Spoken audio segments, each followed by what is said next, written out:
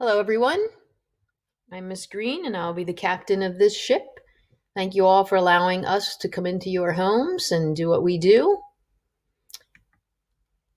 Remember, MAST is everywhere we are, and right now we are just about everywhere. So thank you for allowing us to keep doing what we do best. Know that I'll expect your students to show up to each one of the scheduled classes, either Monday, Wednesday, Thursday, or Tuesday, Wednesday, Friday. These are the categories that I will be covering in my school year. I will most likely be integrating these categories and not really covering them as in silos. I have 3 categories that I will put grades into for each marking period, and each category will have at least 3 assignments, probably more. Send a bag of stuff home to your students with their pile of books. And this is so I know the few things that they definitely have on hand that I can have them use. And these are some items that they might be scrounging around for in addition to the others so that they can craft some project. The first project we're doing requires something from your kitchen. They're going to try and regrow something, a little bit of biotechnology here to get them out of their heads a little bit and do something earthy and fun. We will be working in small groups to design a set of greeting cards, and the students will work with their cohort groups to get to know each other. We'll be switching from Inventor to Fusion this year. Fusion allows us to work in the cloud and allows the students to work on a PC and or Mac.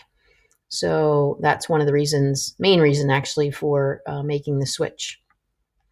They'll be practicing those skills and designing a few items. One will be a wooden trivet that they can eventually send me the file and I can get them cut out, and a cookie cutter. So they'll need some clients. They'll be asking you for some input, and I'll be able to get their files from them and also print these as well.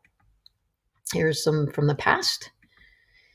They'll be getting a topic, biomimicry topic, to do a lesson. They'll prepare a lesson just like I do to put together their lesson plan, their slides, and graphic organizers so that they can deliver the contents to a couple classmates. And we'll do this either online or perhaps in person. I've done it both ways now, and it's works very well. They'll be digging out their color pencils to practice some rendering skills and hone their abilities. They might be doing this turtle or maybe another marine organism, but this is in preparation for their art auction piece. They will be creating an original piece of art. These are some from the past, and donating it to an art auction to raise money for their class. Not sure how we're going to pull off the Valentine's swap this year, but we'll definitely try. This is about mid-year, obviously leading into Valentine's Day. The penny barge project can happen at home or at school, depending on where we are and when this fits.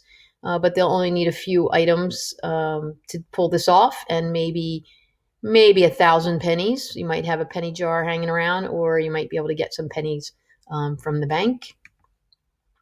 They each got a propeller. They'll be crafting some kind of airboat, and hopefully, again, to get them away from the computer and get them doing some hands-on projects. They can test this out in any tub of water or maybe their local puddle when it's raining. We'll see. Virtual escape rooms, something I started last year. I actually did live escape rooms the year before. This past year, I did a virtual one, and I'm going to have the students design their own.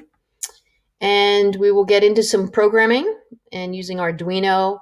Tinkercad, which is also an Autodesk product, allows me to give them accounts that they can do this virtually and test out their coding. So we'll be doing some of that as well this year. So exciting year, and see where it goes.